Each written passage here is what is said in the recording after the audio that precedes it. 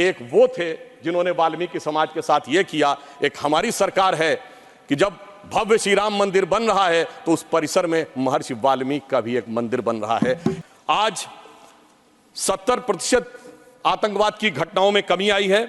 9 साल पहले सिविलियन जो कैजुअलिटीज थी उनमें 72% की कमी आई है। 2010 में जो पत्थरबाजी की घटनाएं थी 2654 होती थी, अब 2023 में कोई नहीं होती। हिंदू मुस्लिम के लिए हमारे ऊपर आरोप लगाते हो, ये शिया सुन्नी के बीच में जो होता था वो भी शांतिपूर्वक हमारे दौर में हुआ। आज दुनिया का सबसे ऊंचा पुल अक्सनी पर हमारा जो उभरता जा रहा, जो निखरता जा रहा कश्मीर नंदनवन हमारा। जब स्वतंत्रता के उपरांत रियासतों के विलय का महकमा सरदार पटेल के पास था तो केवल कश्मीर नेहरू जी ने अपने पास क्यों रखा था? जो गृह मंत्री जी ने आरक्षण का विषय रखा है, जब ये बात हम करते हैं तो हमारे हृदय में एक अलग वेदना उत्पन्न होती है, क्योंकि पहली बार अब जाके 2019 के बाद वाल्मीकि समाज को अपना वह समुचित स्थान मिला है। दुख की बात है कि स्वतंत्रता के बाद इस देश में एक ऐसी व्यवस्था थी जहां जन्म से यह तय था कि जिस व्यक्ति ने जो व्यवसाय किया है, यदि वह सफाई कर्मचारी थे तो उनके बेटे बेटी सफाई कर्मचारी ही रहेंगे, चाहे वो पीएचडी क्यों न कर लें। सोचिए, ऐसी अन्यायपूर्ण व्यवस्था स्वतंत्र भारत में चलती रही और उससे मुक्ति का मार्ग अब जाकर प्रशस्त हुआ है। एक वो थे जिन्होंने वाल्मीकि समाज के साथ ये किया। एक हमारी सरकार है कि जब भव्य श्री राम मंदिर बन रहा है तो उस परिसर में महर्षि वाल्मीकि का भी एक मंदिर बन रहा है। ये हमारी सोच और उनकी सोच में यह अंतर है। विकास की नई ऊंचाइयों की तरफ जम्मू कश्मीर आज बढ़ता हुआ नजर आ रहा है। आज 70% आतंकवाद की घटनाओं में कमी आई है। 9 साल पहले सिविलियन जो कैजुअलिटीज थी उनमें 72% की कमी आई है। सुरक्षा बलों में 60% की कमी आई है। 2010 में जो पत्थरबाजी की घटनाएं थी 2654 होती थी, अब 2023 में कोई नहीं होती। 2010 में 112 लोग पत्थरबाजी की घटनाओं में नागरिक मारे गए थे, 2023 में एक भी नहीं है। 2010 में 6235 सिक्योरिटी पर्सनल इंजर्ड हुए थे, 2023 में एक भी नहीं है। और 2010 में 132 ऑर्गेनाइज स्ट्राइक हुई थी, 2023 में कोई भी नहीं है। 2010 में 70 घटनाएं हुई थी सीज फायर वायलेशन की, 2023 में 2 हुई हैं। और इस प्रकार हम ये कह सकते हैं कि कश्मीर के अंदर एक भारी बदलाव और एक सकारात्मक दिशा में दिखाई पड़ रहा है।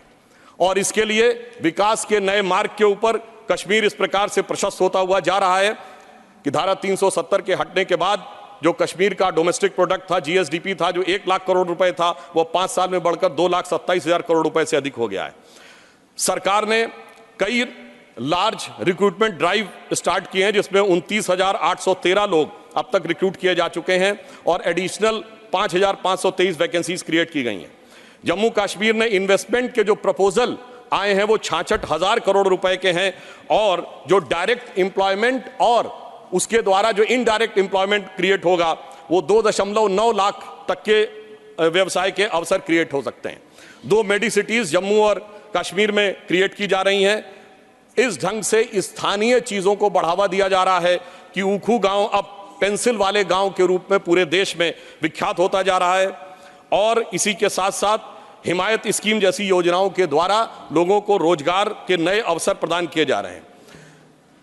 यूनियन टेरिटरी गवर्नमेंट ने जीआई टैगिंग भी की है। सैफरन यानी केसर, जिसके लिए कश्मीर बहुत प्रसिद्ध है, उसमें और बासमती राइस की जीआई टैगिंग की व्यवस्था की, जिससे कि उसको एक अंतर्राष्ट्रीय स्तर तक एक मान्यता प्राप्त हो सकती है। जम्मू कश्मीर में इंफ्रास्ट्रक्चर डेवलपमेंट फाइनेंस कॉर्पोरेशन की भी स्थापना की गई है, जिसके द्वारा अनेक प्रोजेक्ट बहुत सफलतापूर्वक चल रहे हैं। कल्चरल एस्पेक्ट पे अगर हम देखें तो दिवाली शारदा देवी टेम्पल में 75 साल के बाद पहली बार मनाई गई है और कश्मीरी पंडितों का प्रसिद्ध त्यौहार नवरेह इस बार पूरे उत्साह के साथ मनाया गया है। और हमारी गवर्नमेंट आने से पहले कुल 14 लाख टूरिस्ट आते थे, 2022-23 में 2 करोड़ पर्यटक आए हैं। इससे आप समझ सकते हैं कि जम्मू कश्मीर की अर्थव्यवस्था को कितना मिला। आगे मैं एक और बात कहना चाहता हूं कि पहली बार 30 साल के बाद 27 जुलाई को शियाओं का मुहर्रम का जुलूस भी शांतिपूर्ण ढंग से और पूरे अकीदत के साथ चला। महोदय, मैं एक बात याद दिलाना चाहता हूं, मैं लखनऊ का रहने वाला हूं। वहां भी मैंने बचपन में हिंदू मुस्लिम कॉन्फ्लिक्ट नहीं सुना था, शिया सुन्नी कॉन्फ्लिक्ट सुने थे। इनकी सरकार के समय में शियाओं का जुलूस, मदे साहबा का जुलूस रोक दिया गया था। 22 साल तक रुका रहा। जब हमारी सरकार आई उसके बाद वहां पर शियाओं का मदे साहबा का जुलूस निकलने की स्थिति आई। मैं पूछना चाहता हूं भाई, हिंदू मुस्लिम के लिए हमारे ऊपर आरोप लगाते हो, ये शिया सुन्नी के बीच में जो होता था वो भी शांतिपूर्वक हमारे दौर में हुआ, कश्मीर हो या देश का कोई और हिस्सा हो। यह दर्शाता है कि हमारी सरकार सभी समुदायों को समान रूप से उन्नति का अवसर देती है। और 30 साल के बाद सिनेमा हॉल खुले। अब मैं एक बात और कहना चाहूँगा, बहुत बताया जाता है कि जम्मू कश्मीर सूफी का बहुत बड़ा सेंटर था। मैं पूछना चाहता हूँ कि विगत 30 वर्षों से सूफीज़्म के 4 बड़े सिलसिले हैं, नक्शबंदी, सोहरावर्दी, चिश्ती और कादरी। एक का भी कोई मरकज़ बचा हो तो बता दीजिए। बहुत से लोग विवादित ढांचा गिरने की बात करते हैं, मगर इस हिंदुस्तान में कश्मीर में एक चरारे शरीफ की मजार थी जो सैकड़ों साल पुरानी थी, उसे जला के ध्वस्त कर दिया गया और जलाने वाला कश्मीर भाग गया। उसके बारे में कोई नहीं बोलता। सेकुलरिज्म का सूरमा उत्तर से दक्षिण तक चुप बने रहते हैं। हमारे दिल में उसके लिए भी दर्द है। और मैं ये भी याद दिलाना चाहता हूं कि मुस्लिम समाज के लिए सबसे मुकद्दस मस्जिद हजरत बल पे नवंबर 1993 में आतंकवादियों ने कब्जा कर लिया था। ये वो भी दौर था, मगर इसके बावजूद किसी को उस दौर में खराबी नजर नहीं आती थी। आज जब सब कुछ शांतिपूर्ण और सही ढंग से चल रहा है तब यह समस्याएं नजर आती हैं। सेंट्रल गवर्नमेंट ने बहुत सारे इंफ्रास्ट्रक्चर प्रोजेक्ट्स अप्रूव किए हैं, सेंट्रल यूनिवर्सिटीज बनाई हैं। लद्दाख में सेंटर फॉर बुद्धिस्ट स्टडीज भी बनाया गया है और इसके अलावा IITs, IIMs और 2 एम्स बनाए गए हैं। प्रधानमंत्री ग्राम सड़क योजना में पहले 158 किलोमीटर की सड़कें बनती थी, अब 8068 किलोमीटर की सड़कें बनी हुई हैं। परंतु इसी के साथ साथ मैं ये भी कहना चाहता हूं कि मोदी सरकार के शासनकाल में आने के बाद अब मॉर्टेलिटी रेट जो 22 पे था वो अब 14.3 पे आ गया है। पहले केवल 47 जन औषधि केंद्र थे 2019 से पहले, अब 227 हो गए हैं। और सबसे बड़ी बात यह है कि आज दुनिया का सबसे ऊंचा पुल जो 1315 मीटर का है वो आज चिनाब नदी के तट के ऊपर बना हुआ है। यह दर्शाता है कि कश्मीर किस नई ऊंचाई की तरफ जा रहा है। महोदय, मैं याद दिलाना चाहता हूं, हमारे बचपन में जिस जमाने में कश्मीर में आतंकवाद फैला था तो हम लोग कहते थे झेलम नदी का प्राचीन वैदिक नाम है वितस्ता और चिनाब का है अक्सिनी। तो हम कहते थे बोध ये विष बीज किसने, अब वितस्ता ने पुकारा, क्यों झुलसता जा रहा कश्मीर नंदन वन हमारा।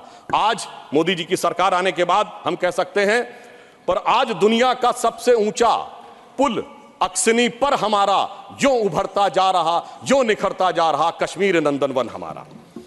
अब मैं एक और भी बात यह कहना चाहता हूं कि 21 हाइड्रो पावर प्रोजेक्ट्स भी चल रहे हैं। G20 जिस शानदार तरीके से हुआ वो हम सब ने देखा। परंतु यहां मैं एक बात कहना चाहूंगा कि यह विषय इतना आसान नहीं था जितना समझा जाता है। जिस समय आतंकवाद शुरू हुआ था, जस्टिस नीलकंठ गंजू की हत्या उस समय हुई जब श्री राजीव गांधी जी के नेतृत्व में भारत के इतिहास की सबसे मजबूत सरकार थी। वो तो लोगों को याद होगा।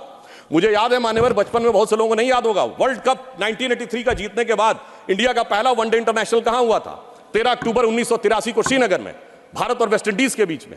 और वहां पर भारतीय टीम के खिलाफ नारे, चलिए वो तो अलग है, पाकिस्तान जिंदाबाद के नारे, भारतीय टीम के लोगों के ऊपर चीजें फेंकी गई, पिच खोद दी गई। उस समय तो सर्वकालीन शक्तिशाली प्रधानमंत्री जिन्हें विपक्ष मानता है श्रीमती इंदिरा गांधी जी का शासन था। परंतु उसके बाद ऐसा दौर भी आया कि वो सब लोग आरोप से छूट गए। कल माननीय गृह मंत्री जी ने जब लोकसभा में कहा था, कुछ गलतियों के बारे में कहा था, तो वहां पर नेता प्रतिपक्ष ने कहा था कि साहब गलतियां अगर हैं तो इस बारे में चर्चा कर ली जाए। तो मैं सिर्फ ये बताना चाहता हूं कि अगर गलतियों की बात होगी तो बहुत सी ऐसी गलतियां हैं जिन्हें विशेष रूप से ध्यान रखने की आज आवश्यकता है। मैं सिर्फ 1-2-3 तथ्य लोगों के सामने रखना चाहता हूं। जब स्वतंत्रता के उपरांत रियासतों के विलय का महकमा सरदार पटेल के पास था तो केवल कश्मीर नेहरू जी ने अपने पास क्यों रखा था? नंबर 2, 1946 में महाराजा हरि सिंह जी के विरुद्ध विद्रोह के आरोप में जब शेख अब्दुल्ला जेल में बंद थे तो पंडित नेहरू स्वयं उनको छुड़ाने के लिए कश्मीर गए और वो भी गिरफ्तार हो गए। यह बात मौलाना आजाद ने अपनी किताब इंडिया विंस फ्रीडम में लिखी है कि इससे तत्कालीन कांग्रेस नेता बुरी तरीके से हतप्रभ हो गए। और इस परिस्थिति में जिस समय पाकिस्तान ने आक्रमण किया उसे कबायली आक्रमण क्यों कहा गया, सेना का आक्रमण क्यों नहीं कहा गया?